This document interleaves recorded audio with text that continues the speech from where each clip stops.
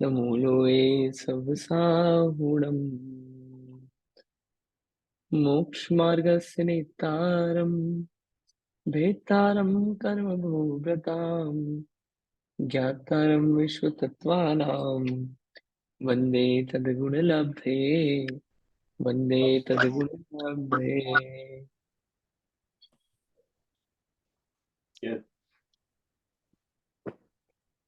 अपना तत्वार्थ सूत्र चल रहा है। तत्वार्थ सूत्र का 7वां अध्याय व्रति और व्रत को समझ रहे थे अपन।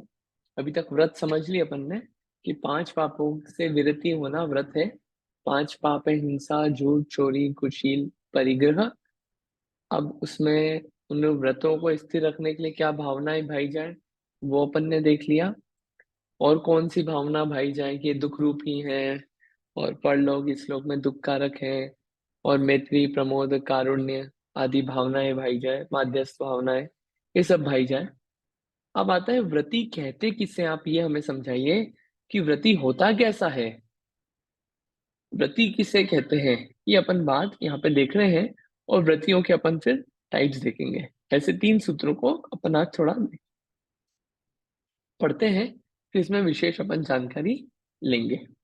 ठीक है, चलिए पहला सूत्र है निशल्यो व्रति। क्या सूत्र है? निशल्यो व्रति। आसान सूत्र है।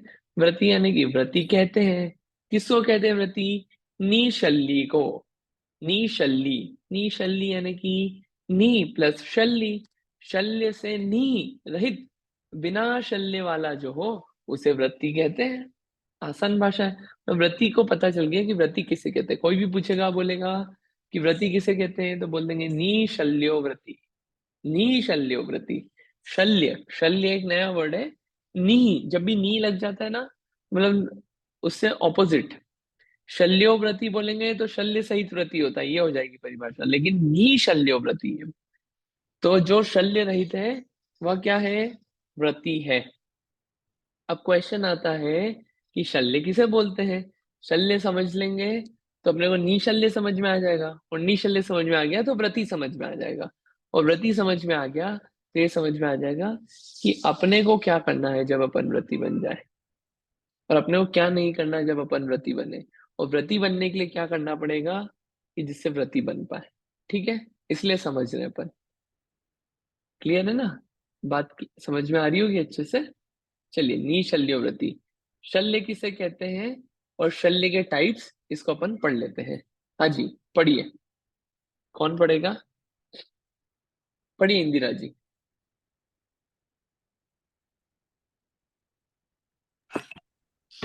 जय जिनेन्द्र।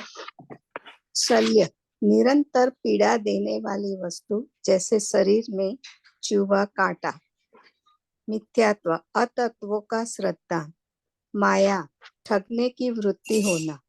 निदान भोगों की लालसा होना। हाँ, शल्य किसे कहते हैं? शल्य, शल्य, सल, मतलब जैसे कांटा होता है ना, कांटा अगर चुभता है तो कंटिन्यूअसली पीड़ा देता है। कांटा एक बार चुभ जाए ना और कांटा लगा रहे तो कंटिन्यूअसली पीड़ा देता है वो। कभी पाँव में लगा कांटा? कैसी जरा सा टच होता है और वहां पे उससे आप कदम रख दो, चुभता रहता है कंटिन्यूअसली। ऐसे ही शल्य ऐसी चीज है कि एक बार आ जाए तो क्या होता है, कंटिन्यूअसली पीड़ा देती है शल्य। ठीक है, किसको? आत्मा को। ऐसी होती है शल्य। ये 3 तरह की होती है शल्य। कौन कौन सी? मिथ्यात्व, माया, निदान। क्या नाम बोला अपन ने? मिथ्यात्व, माया, निदान। मिथ्यात्व यानी कि मिथ्या प्लस त्व, मिथ्या प्लस त्व, त्व यानी कि पना, और मिथ्या यानी कि उल्टी मान्यता, अतत्व श्रद्धान। इसको अपन क्या बोलते हैं? मिथ्यात्व, अतत्व श्रद्धान। जैसा वस्तु का स्वरूप है वैसा नहीं मानते, उल्टा ही श्रद्धान है अपना, वो शल्य है। अगर व्रति है और अगर मिथ्यात्वी है, सम्यक्त्वी नहीं है, सच्चा तत्व स्वरूप नहीं पता, वैसा श्रद्धान नहीं है, तो वो क्या, उसका व्रतिपना ठहर नहीं पाएगा। निरंतर पीड़ा रहेगी उसको। व्रत तो धारण कर लिए लेकिन अंतरंग में कुछ फायदा नहीं हो रहा, क्यों? मिथ्यात्व है। दूसरा माया। अगर ठगने की वृत्ति है तो हमेशा चुभन रहेगी अंदर, अंदर हमेशा संश्लेषित परिणाम रहेगा, दुखी परिणाम रहेगा। क्यों? अगर ठगने की प्रवृत्ति है तो शल्य, माया जिसे बोलते हैं, माया शल्य। वेश धारण कर लिया, क्यों? क्योंकि हमको आगे का स्थान मिले। दिगंबर वेश धारण कर लिया, आर्य का वेश धारण कर लिया, लोग पूजे, या ब्रह्मचारी वेश धारण कर लिया, व्रती का वेश धारण कर लिया, लोग हमको पूजे। अंदर में प्रवृत्ति ये है और मन में है कि लोगों को ठगेंगे, इससे अपने आप को पुजवाएंगे अपन, या लोगों से इकट्ठा करेंगे। बहुत सारी बातें हो सकती है, और भी कुछ पर्पसेस हो सकते हैं। वास्तविक पर्पस नहीं है आत्मा का उद्धार करना, ये मायाचारी है, ये ठगने की वृत्ति है कुछ ना कुछ मामले में। क्या है वो? शल्य। और निदान, निदान, निदान यानी कि अगर भोगों की लालसा है, पंचेंद्रिय विषयों में मन फंसा हुआ है, और आप बोल रहे हो हम व्रती हैं, तो वो भोगों की लालसा हमेशा परेशान करती रहेगी, चुभन रहेगी उसकी हमेशा। मायाचारी की चुभन हमेशा बनी रहेगी।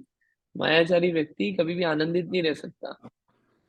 जो पंचेंद्रिय विषयों के भोगों में फंसा है, वो कभी भी मजे में नहीं रह सकता, भले वो वेश धारण कर ले बाहर में व्रती का। अभी आप देखो कि पंचेंद्रिय के भोग भी भोगना हो, स्पर्शन रसना घ्राण चक्षु कर्ण इंद्रिय के कुछ भी, तो उसके लिए उन भोगों को इकट्ठा करना, भोग इकट्ठा करने के लिए व्यवस्था करना, पैसे जुटाना, किसी से मांगना, जो भी बहुत लोग व्यवहार करना पड़ता है, यही कार्य में मन उलझा रहता है।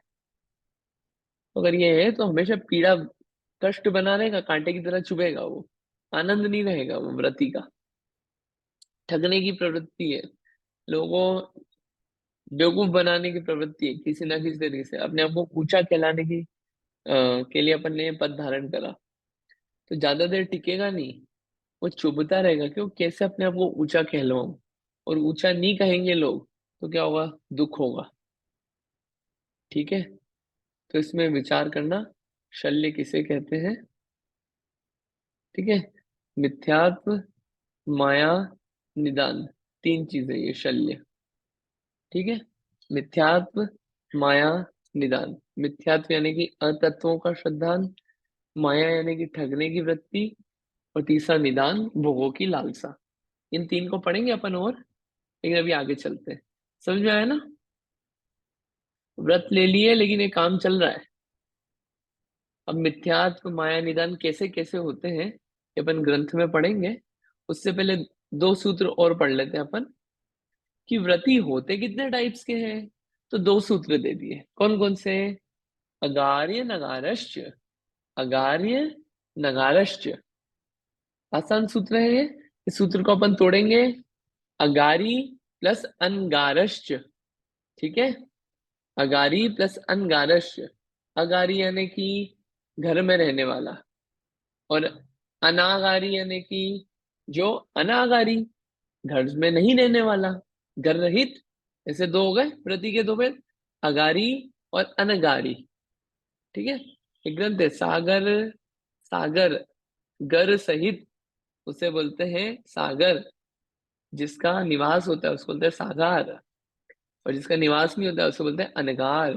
मुनियों को कहा जाता है अनगार। अनगार अनागार सब शब्द मिलते हैं। दो प्रकार के व्रती होते हैं। ठीक है, अपन कौन से हैं? अपन कौन से हैं? अगारी है कि अनगारी है? अनगारी तो नहीं है कि मुनि तो है नहीं। अब अगारी में भी अगर अपन ने व्रत ले रखे हैं तो अपन अगारी है, वरना अपन दोनों ही कैटेगरी में नहीं आते। अपन क्या है? अव्रती, अव्रती। ठीक है, अब हम देखते हैं कि इनके भेद कितने होते हैं। कौन होता है ये अगारी? किस कौन होता है? अणुव्रतो अगारी, इसको ही समझा रहे हैं हम। अणुव्रतो अगारी। अब सब श्रावक के व्रत चलेंगे यहाँ से, बहुत अच्छा चलने वाला है यहाँ से। पूरे श्रावक श्रावक श्रावक के व्रत चलेंगे। क्या है? अणुव्रतो अगारी, कि अणुव्रतों का धारी कौन है? अगारी है। अणुव्रतों का धारी अगारी है। अणुव्रतो गारी, अणुव्रतों का धारी अगारी है। ठीक है, अनगारी बाद में समझाएंगे। अब यहां से चालू होंगे, श्रावक के व्रतों को डिटेल में एक्सप्लेन करेंगे। अणुव्रत, अणुव्रत समझा दिए। अब उसके आगे और भी जो व्रत होते हैं श्रावकों के, उनको समझाएंगे। ठीक है, वो बात चलेगी। 3 सूत्र समझ में आए? 3 सूत्र क्लियर हो गए? आप एक बार इन सूत्रों को एक बार बोल के देखिए, 1 सेकंड में वापस ज्वाइन।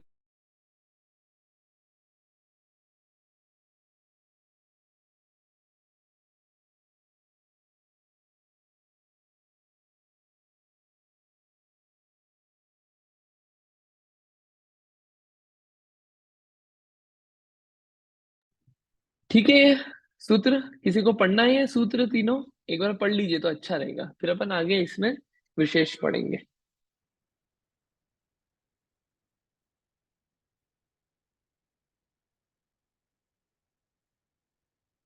पढ़ना है किसी को?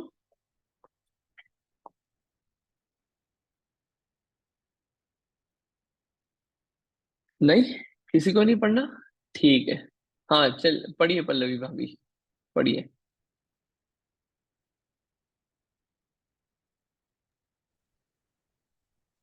निःशल्यो रति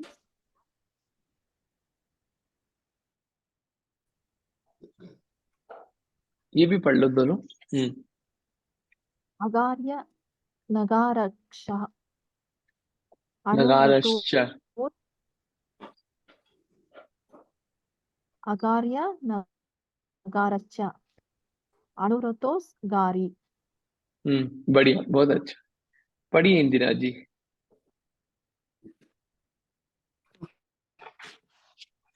अगार्यन गारश्च अणुव्रतो गारी। बहुत बढ़िया। ठीक है, अपन देखते हैं अब निशल्य व्रती में कि थैंक यू। क्या क्या बातें आई है ना। शल्य किसे कहते हैं, शल्य कितने प्रकार का है, और तीनों शल्यों को अच्छे से समझाया है इसमें।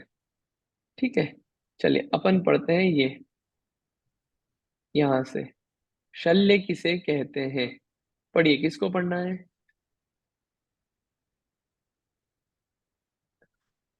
हाँ पढ़िए उमा आंटी जी। मैं पढ़ू कंटिन्यूस। वापिस पढ़ लेना, एक बदल और भी लोगों को चांस दे देते हैं। पढ़िए उमा आंटी जी। ओके, कोई बात। हाँ।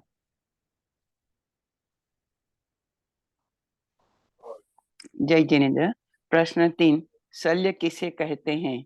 उत्तर, शरीर में चुभे हुए कांटे के समान विविध प्रकार की वेदना रूपी सलाखाओं, सुइयों के द्वारा जो प्राणियों को छेदती है, दुख देती है, वे शल्य है।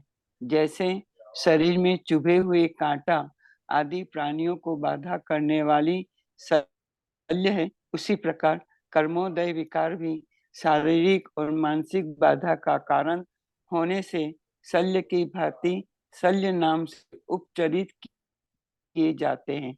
राजवाड़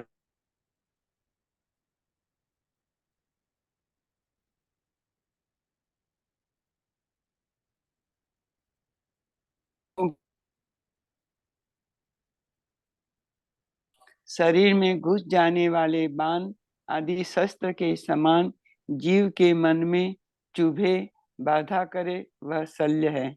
अथवा शरीर और मन को बाधा उत्पन्न करने वाला होने से कर्म का विकार भी शल्य है। जो प्राणी को शरणार्थी पीड़ा देती है, वह शल्य है।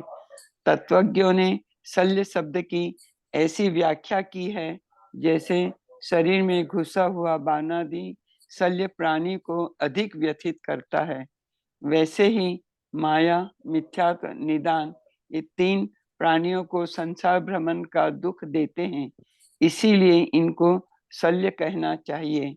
शारीरिक और मानसिक पीड़ा देने वाला कर्मों का उदय क्षयोपशमादिक रूप जो मायादि के भेद से 3 शल्य है, वह जीवों को पीड़ा देता है। बढ़िया, ठीक है, बढ़िया, बहुत अच्छा। ये समझ में आया होगा सबको, है ना। जी अपन देखते हैं अब शल्य कितने प्रकार का है। इसमें सबसे पहले माया शल्य। हाँ जी, माया शल्य। पढ़िए इंदिरा जी, पढ़िए, माया शल्य किसे कहते हैं? ओके। माया शल्य किसे कहते हैं? उत्तर, निवृत्ति, छल, कपट, वंचना, ये सब माया के एकार्थवाची हैं। राग के उदय से पर स्त्री आदि में वांछा रूप और द्वेष से अन्य जीवों को मारने, बांधने और छेदने आदि की वांछा रूप जो मेरा दुर्ध्यान बुरा परिणाम है, कोई भी नहीं जानता है। ऐसा मानकर निज शुद्धात्मा भावना से उत्पन्न निरंतर आनंद रूप एक लक्षण का धारक, जो सुख अमृत रस रूपी निर्मल जल से अपने चित्त की शुद्धि को न करता हुआ, यह जीव बाहर में बुगुले जैसे वेश को धारण कर जो लोगों को प्रसन्न करता है, वह माया शल्य कहलाती है। फसाने की प्रचुरता जिस स्वभाव में रहती है, उसे माया कहते हैं। धान्य आदि नापने के लिए खोटे बाट, नाप आदि रखकर उसमें धान्यादिक पदार्थ ग्राहक को कम देकर फसाना माया है। ऐसा माया रहित मुनियों ने कहा है। उपयुक्त प्रकार से फसाने का प्रचुर स्वभाव जिसका है, वह पापी है। उससे हिंसा, असत्य, अपवित्रता और चोरी के दोष हमेशा होते हैं। बढ़िया। Thank you. ये समझ में आया होगा माया शल्य किसे कहते हैं इसमें, कि देखिए ऊपर लाइन आई है, कपट करना क्या है, छल कपट माया है, ठीक है। और दूसरा कि अपन ने क्या कर रखा है, बुरा काम करते हैं लेकिन क्या है, वेश बना रखा है बगुले जैसा। बगुला होता है वेश बना के धारण करता है और लोग देख के प्रसन्न होते हैं। वैसे ही लोग प्रसन्न हो हमसे और पीछे काम कुछ तो भी चलते हैं। व्रती का वेश बना रखा है लेकिन काम कुछ तो भी चलते हैं। तो वहां काम करना चाहिए, अपने चित्त की शुद्धता हो, वो काम नहीं होता है। क्या होता है, मायाचारी, छल कपट, जीवों को मारना, बांधना। अंदर कहते हैं कि भाई हम तो अहिंसक है और अंदर में क्या हो रहा है, सब काम कर रहे हैं। एग्जाम्पल है ये, रात्रि भोजन चल रहा है, आलू प्याज खा रहे हैं, अनछना पानी पी रहे हैं, बोलते हैं धर्म करना चाहिए, मंदिर रोज जाते नहीं हो, लोगों को दिखाते हैं व्याख्यान में बहुत बड़ी बड़ी बातें। तो ये सब क्या है, ये सब लोगों को प्रसन्न करने के लिए चल रहा है कार्य, और स्वयं में वो क्या है, स्वयं में छल कपट है। लोग अपने भक्त बने, लोग अपनी बातों में आए, फसाना, ये सब क्या है, ऐसा ऐसे कहते हैं माया शल्य। ये भी शल है, ये चुभन चलती रहती है, उसके विचार इतने चलते रहते हैं कि चित्त की शुद्धता नहीं होती। और जो अंदर से आनंद रूप अमृत बहना चाहिए, सुख रूपी अमृत बहना चाहिए अपनी आत्मा से, वो नहीं आ पाता। क्यों? इस माया शल्य के कारण। ये ऐसी माया शल्य है। और आप एग्जाम्पल लगाना कि बाहर में तो अपन दिखाते हैं कि हम बहुत अच्छे हैं, बहुत धर्मात्मा, और अंदर में कुछ भी चलता है, ये बगुले का रूप है। ये सब क्या है, मायाचारी, ये शल्य है, व्रति के शल्य रूप है, चुभन जैसी चलती है फिर, ठीक है। दूसरा है मिथ्यात्व शल्य। मिथ्यात्व शल्य किसे कहते हैं, ठीक है। माया शल्य में एक नीचे उदाहरण है, लोग मुझे पापी समझकर नीची निगाह से न देखने लगे, इस विचार को लेकर पाप न करना माया शल्य है। ये भी मायाचारी है, लोगों के सामने अच्छा दिखे इसलिए हम कुछ काम नहीं कर रहे लोगों के सामने, ये मायाचारी है। अपने अंदर वैसी भावना नहीं है, वो क्या है, वो मायाचारी नहीं है, वो मायाचारी है, ठीक है। दूसरा, मिथ्यात्व शल्य किसे कहते हैं, पढ़िए।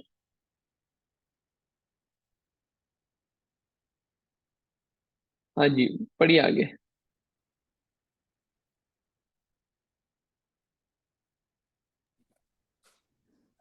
हम्म,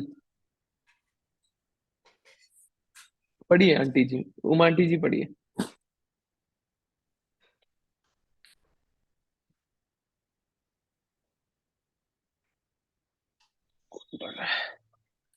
इंदिरा जी आप पढ़ रहे हैं क्या?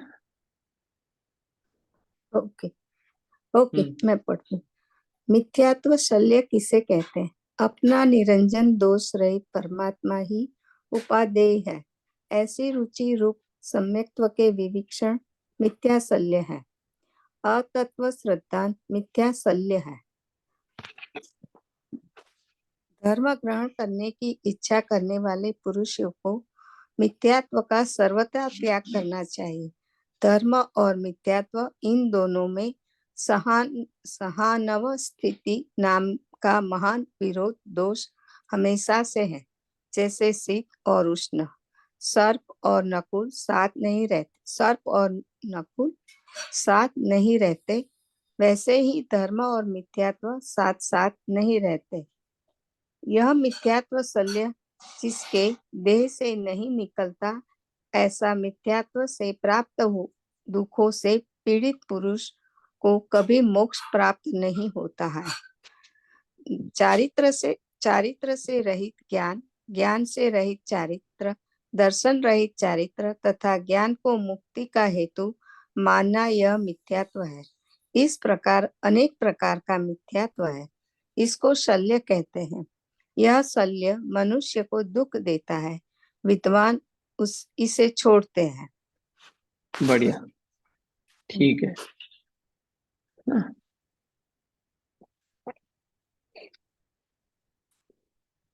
बढ़िया।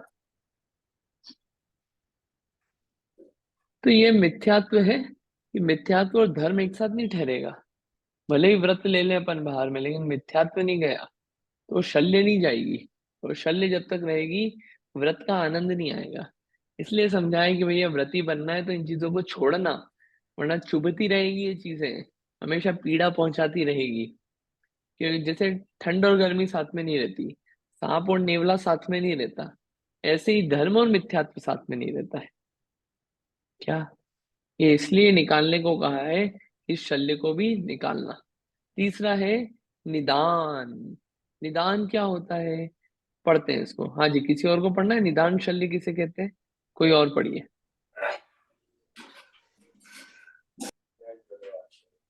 हाँ पढ़िए पल्लवी भाभी। निदान शल्य किसे कहते हैं? उत्तर, विषय भोगों की आकांक्षा निदान शल्य है। भोगाकांक्षा से जिसमें या जिसके कारण चित्त नियम से दिया जाता है वह निदान शल्य है। मुक्ति लाभ जिससे होता है ऐसे रत्नत्रय का निषेधक वह निदान शल्य है।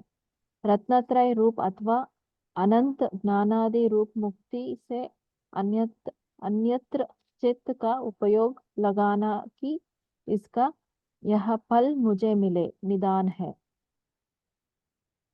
निर्विकार परम चैतन्य भावना से उत्पन्न एक परम आनंद स्वरूप सुखामृत रस के स्वाद को प्राप्त ना करता हुआ यह जीव देखे सुने और अनुभव में आए हुए भोगों में जो निरंतर चित्त को देता है वह निदान शल्य है।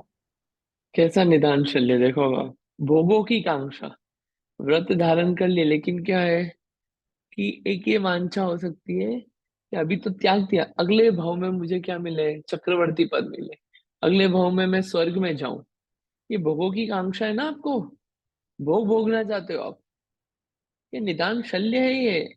ये चुभन है आपकी, ये चुभेगी आपको, ये व्रत को अच्छे से नहीं होने देगी, रत्नत्रय को प्राप्त नहीं होने देगी। ये बाधाएं है रत्नत्रय में, जिस चीज के लिए व्रत धारण किया उसमें बाधाएं हैं, उसमें रोड़ा है मार्ग में। ये भावना है कि भैया हमको ये चाहिए, निदान, निदान है मुझे इसका ये फल मिले, मैंने त्याग किया है मुझे इसका ये फल मिले। ये क्या है? ये सब कहलाता है निदान शल्य। क्या कहलाता है? निदान शल्य। ऐसा होता है, यहाँ पे ये भी आया है। क्या आया है? सुख रूप शुभामृत रस के स्वाद को न प्राप्त कर जीव, कुछ देखा हो, सुना हो, अनुभव में आया, तीनों चीजें हो सकती है। कहीं कुछ पढ़ा कि त्याग करते हैं तो ये मिलता है, सुना कह रहे उनको मिला था, उन्होंने त्याग किया था, तो उन्होंने ये चीज छोड़ी थी तो उनको ये फायदा हुआ था, शारीरिक मानसिक या भोगों की चीजें मिली। अनुभव में आया, ऐसा आया कि हमने छोड़ा तो हमको ये फल मिला। कुछ भी हो सकता है, तो अपना मन उधर ही है कि हम ये करेंगे तो इससे ये फल मिलेगा। ये जो इस भावना से चलता है ना, ये निदान है, ये भोगों की कांक्षा है। पंचेंद्रिय भोगों में मन लगा हुआ है अभी भी, तो छोड़ के भी कहाँ, ये व्रत में कितना, व्रत लेके क्या हुआ, व्रत लेके आप और दूसरी तरफ भाग रहे हो, फिर रत्नत्रय में बाधक बनेगा, रत्नत्रय को परेशान करेगा, रत्नत्रय प्राप्त नहीं होने देगा। व्रत जिस कारण लिए हैं, व्रत सिर्फ दिखाने के लिए थोड़ी लिए हैं कि अगले भाव में हम अच्छे बन जाए। ये तो वो बात हो गई, इतना बढ़िया मनुष्य भाव मिला था कि चलो मोक्ष जाएंगे, और मोक्ष जाने की बजाय क्या है, हम तो ये मनुष्य भाव का के लिए यूज कर रहे हैं, स्वर्ग जाने के लिए तैयारी कर रहे हैं। अरे भैया, स्वर्ग क्यों जाना है, भोगों की कांक्षा चाहिए, या फिर इसलिए कि नरक और तिनेश नहीं जाए, मतलब तुमको मोक्ष सुख तो चाहिए नहीं ना, सुख तो चाहिए नहीं, तुम्हें संसार में ही रहना है। तो व्रति निव्रति सब एक बात है, ये सब संसार में जाने की तैयारी करनी है आपको। ये बात यहाँ पे इसलिए कहा कि इन शल्यों को छोड़ना, कुछ भी धार्मिक कार्य करो तो उसमें भोगों की आकांक्षा नहीं करना कि मुझे कुछ वस्तु प्राप्त हो जाए, मुझे कुछ इसका फल मिले, वरदान मिले संसारिक। ये आकांक्षा क्या है, निदान शल्य जो कि बाधक है। ठीक है, अलग अलग प्रकार के निदान होते हैं, प्रशस्त निदान, अप्रशस्त निदान। यहाँ पे आया है, एक है संसार निमित्तिक और एक है मोक्ष निमित्तिक। ठीक है, तो एक ये निदान हो सकता है कि हमें जैन कुल मिले आगे भी, हमें आगे भी चतुर्थ काल में हो, आर्य देश में पैदा हो जहाँ पे धर्म आराधना हो सके, हमारे परिणाम हमेशा अच्छे रहें। ये सब जो है कर्मों, अपन बोलते हैं ना, कर्मों का क्षय हो, बोधि का लाभ हो, सुगति में गमन हो, समाधि मरण हो और जिन गुण संपत्ति प्रकट हो, ये वांछा कर रहे हैं अपन, लेकिन ये क्या है, मोक्ष निमित्त तक, भोगों की आकांक्षा नहीं कर रहे। ये प्रशस्त निदान है, प्रशस्त निदान है। क्यों? कि ये सब प्राप्त करके हम संसार से जाना चाहते हैं, पार होना चाहते हैं। क्या, लेकिन ये है कि क्या मुझे नरक में नहीं जाना पड़े, स्वर्ग में नहीं, और कहाँ स्वर्ग मिले, ये क्या है, इसलिए व्रतों को धारण किया। तो ये क्या, खुद के कल्याण के लिए नहीं किया है, अपने भोगों के लिए किया है। तो ये चीज क्या है, ये आपका निदान है, निदान। क्लियर हुआ होगा ये बात, है ना, ये यही लिखा है, प्रशस्त निदान। ठीक है है ना, समझ में आया होगा ये। और देखते हैं, अपने लिए आरोग्य मांगना, बोधि की मैं रोगी नहीं हूं। कौन सा रोग, जन्म मरण, जन्म और मरण, जन्म मरण बोलते हैं ना, जन्म मरण का अभाव हो। तो ये स्टार्टिंग और एंडिंग है, जैसे बोलता 1 से 100, तो सारी काउंटिंग आ गई ना, 1 2 3 4 5 6 7 8 9 से 100 तक। इसी जन्म मरण जब बोलते हैं, जन्म मरण का अभाव हो, जन्म मरण दुख का अभाव हो, तो जन्म से लेके मरण तक, यानी बीच में जो भी छोटे मोटे दुख भी होते हैं उन सब का अभाव हो, तो आरोग्य होता हो उसका भी अभाव हो। क्यों? क्योंकि इससे धर्म आराधना करने में बाधा होती है हमको, तो ये सब हमारा नाश हो, ये भावना करी, तो वो निदान नहीं है, वो तो जो संसार के भोगों की है, वो सब क्या है, वो निदान है, वो शल्य रूप है। ये देखिए आएगा इसमें, अप्रशस्त निदान किसे कहते हैं, और उसमें भी उसके भेद आएंगे, निदान करने से क्या हानि है, भाव शल्य, द्रव्य शल्य, अपन देख लेते हैं। अप्रशस्त निदान किसे कहते हैं, देखिए क्या है अप्रशस्त निदान, यहाँ पे लिखा है, जो हाईलाइटेड है वही मैं बता रहा हूँ। क्या, आचार्य पद मिले मेरे को आगे जाके, गंधर्व बनूं, तीर्थंकर बनूं, और क्या लोग मेरी आज्ञा माने, सुंदर बनूं, ये सब अप्रशस्त निदान है, ये शल्य है। क्यों? आपको पद चाहिए, आपको सुख नहीं चाहिए। आचार्य पद भी मतलब सिंपल मुनि बनो ना, ये भावना भाव। गंधर्व पद क्यों चाहिए, ऊंचा पद चाहिए, आपको पद चाहिए, आपको आत्मविशुद्धि नहीं चाहिए, इसलिए आप पद चाह रहे हो। तीर्थंकर पद चाहिए, तीर्थंकर पद क्यों चाहिए, नॉर्मल भगवान बन जाओ ना, आपको वो तीर्थंकर की महिमा आ रही है कि चंवर ढूंढेंगे, छत्र लगेगा, मेरी बात सुनेंगे लोग, जन्म के समय रत्न बरसेंगे, अभिषेक होगा हमारा, वो दिख रहा है। तो वो सब क्या है, वो सब उसमें आता है। ठीक है, गेट उडाल दो, तो आवाज आएगी इसमें, है ना, ये बात ठीक है, समझ में आ गया। चलिए, और इसमें है, ये देखो ये आया ना यहाँ पे, यही बात अपन ने पढ़ी। अब एक भोगकृत निदान होता है, क्या, कि भोग चाहिए, कैसे, कि हमें धनवान बन जाए, ये भोगों की वांछा। श्रेष्ठ पद मिले, है ना, फिर केशव पद मिले, ये केशव पद यानी कि ये होता है, एक 63 शलाका पुरुष में ही होता है। और चक्रवर्ती बने, केशव एक 63 शलाका पुरुष में ही किसी का नाम, पद का नाम केशव होता है, मेरे को याद नहीं आ रहा है वो। चक्रवर्ती पना मिले, क्यों, भोग चाहिए वैसे हमको। ये क्या, ये सब निदान है। और ये निदान जो है, निदान क्या है, ये व्रतों में दूषण लगाने वाले हैं, शल्य है, शल्य। ठीक है, क्लियर हुआ होगा ये पढ़ते हैं अपन। भोग कृत निदान से क्या हानि है, भोग कृत निदान से क्या हानि है ना, इसको अपन थोड़ा सा देखते हैं। यहाँ पे एक अच्छी बात आई, इसको मैं ही थोड़ा पढ़ देता हूँ। किंपाक फल के समान भोग भोगते समय मधुर लगते हैं, लेकिन विपाक के समय दुखी भोगना पड़ता है। निदान करते से चारित्र मात्र भोग के लिए रह जाता है। जिस प्रकार नौकर की क्रियाएं मात्र धन के लिए होती है, निदान युक्त ब्रह्मचर्य अब्रह्म के लिए ही होता है। जैसे एक बकरे का दूसरे बकरे से पीछे हटना बकरे को मारने के लिए ही होता है, क्योंकि निदान से प्राप्त भोग से अब्रह्म सेवन ही करेगा। निदान करने वाला अमूल्य तप को भोग द्वारा बेच देता है। जिस प्रकार सार असार का न विचार करके माणिक्य के बदले कांच खरीदता है। जिसका चित्त भोग में लगा है वो मन से अब्रह्मचारी है। जिसके परिग्रह से निवृत्ति रूप परिणाम नहीं है, वह केवल शरीर से ब्रह्मचर्य का पालन करता है, उसका ब्रह्मचर्य पालन व्यर्थ है। वह मात्र यति वेशधारी नर है। भोग का निदान करने वाला भोग की लालसा से महादुख की कांक्षा करता है। जैसे कोई कुबुद्धि प्रतिकार औषधि सेवन की लालसा से रोगी होना चाहता है, जैसे कोई मूर्ख मैं इस पर बैठूंगा इस वांछा से भारी शिला को कंधे पर रख ढोता है। कितने उदाहरण आए। एक व्यक्ति, नौकर होते हैं, नौकर क्या के लिए काम करते हैं, नौकर काम करते हैं पैसों के लिए, करते ना। वैसे ही आपने क्या करा, ब्रह्मचर्य व्रत धारण करा, अणुव्रत धारण किया, क्यों, हमको उसके लिए भोग चाहिए। आप भी तो वही काम कर रहे हो जैसे नौकर करता है। आपको आत्मिक आनंद के लिए नहीं चाहिए, उसके बदले कुछ खरीदना चाह रहे हो आप। और ये तो वही बात हुई, जैसे कोई मणियों के बदले कांच खरीद ले, वैसे ही आप क्या कर रहे हो, वैसे ही आप बिल्कुल वही काम कर रहे हो। क्या काम कर रहे हो, बिल्कुल तप करा, और तप के द्वारा क्या करा, अपनी पूरी जो आत्मविशुद्धि हो सकती थी उसको बेच के आपने जो चैतन्य प्रकट होता, आत्मा का आनंद प्रकट होता, बिल्कुल झिलमिल वाला, उसकी जगह आपने क्या, कांच ले लिए, कांच, भोग भोग रूपी कांच, वो खरीदने बैठे हो। और कोई ऐसा है कि हमको तो क्या है कि दवाइयां खाने को मिले, इसलिए क्या बीमार होना चाहता है, बिल्कुल वैसी इच्छा है। हमको तो क्या है, भोग मिलते रहे, इसलिए क्या कर रहा है, व्रत धारण कर रहा है।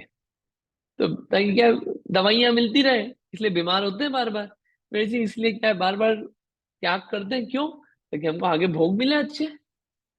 इच्छा अभी भी बनी हुई ना। ये बिल्कुल ऐसी बात है मूर्खता वाली, कि क्या है, कंधे पे पत्थर लेके चल रहे हैं, क्यों, बहुत भारी, जो कि उठा नहीं सकते, क्यों, मैं उस पत्थर पे बैठूंगा। बिल्कुल वही हुआ ना, माथे पे कितना वजन ढोके बैठे हैं, कितना भोग भोगना है। उन भोगों को भोगने के लिए मन में इतने लगे हुए हैं कि क्या है, ढो रहे हैं उसी चीज को, इन सबसे छूटने के लिए नहीं, इनमें और घुसने के लिए। जितना भोग नहीं सकते उससे ज्यादा चाहिए। ये सब क्या है, ये सब निदान है। और ये निदान जो है, ये संसार में ही ले जाने वाला है। ठीक है, ये यहाँ पे बात है, ये सारी बात है, इसको विचारना चाहिए। इसको विचार, इसको विचार करके ये शल्य नहीं आए, ऐसा ऐसा विचार करना चाहिए कि व्रती जो होते निशल्य होते, इस प्रकार की वांछा वाले नहीं होते, मायाचारी नहीं होते, और मिथ्यात्व रूप नहीं होता। पर उनका व्रत जो है, व्रत में आनंद नहीं आता, वो व्रत सही जगह नहीं लेके जाएगा फिर। ठीक है, इतना रखेंगे। फिर व्रति के भेद है, वो अपन देखेंगे इसमें से। और अपन ने सूत्र तो पढ़ लिया है, इसमें आया है श्रावक के 8 मूल गुण आएंगे, आदि ये सब बातें आएंगी, बहुत सारी बातें हैं। इसलिए जल्दी नहीं चल रहा है, पढ़ेंगे अपन। पूजा संबंधी बातें आएंगी बहुत सारी, अष्टमूल गुण आएंगे, श्रावकों के टाइप्स आएंगे, ये सब आपके श्रावकाचार जो होते हैं ना, उसकी बहुत सारी बातें आएंगी, व्यसन आएंगे, 11 प्रतिमा आएगी, सब पढ़ने वाले हैं अपन। आपका पूरा अगले अगले 2-3 क्लास में यही चलेगा, आराम आराम से। आप लोग आना और पढ़ना, बहुत मजा आएगा। ठीक है, ये अगला विषय अपन अगली बार लेंगे, ताकि क्या है, वो विषय की कंटिन्यूटी रहेगी। चलिए इतना ही रखते हैं, अभी अपन जिनवाणी स्तुति कर लेते हैं। कोई क्वेश्चन तो नहीं है? ठीक है, कोई फीडबैक हो तो आप मुझे मैसेज करना। 2 दिन से क्लास नहीं हो पाई, आज थोड़ा लेट भी चालू हुआ, कल से ध्यान रखूंगा मैं। ठीक है, जिनवाणी स्तुति करते हैं। जावाणी के ज्ञान से सूझे लोकालो, सोवाणी मस्तक नमो सदा देत हूडो। है जिनवाणी भारती तो ही जपो दिन रैन, जो तेरी शरणा गए सो पावे सुचन। जिनवाणी माता की जय। 9 बार नमोकार मंत्र।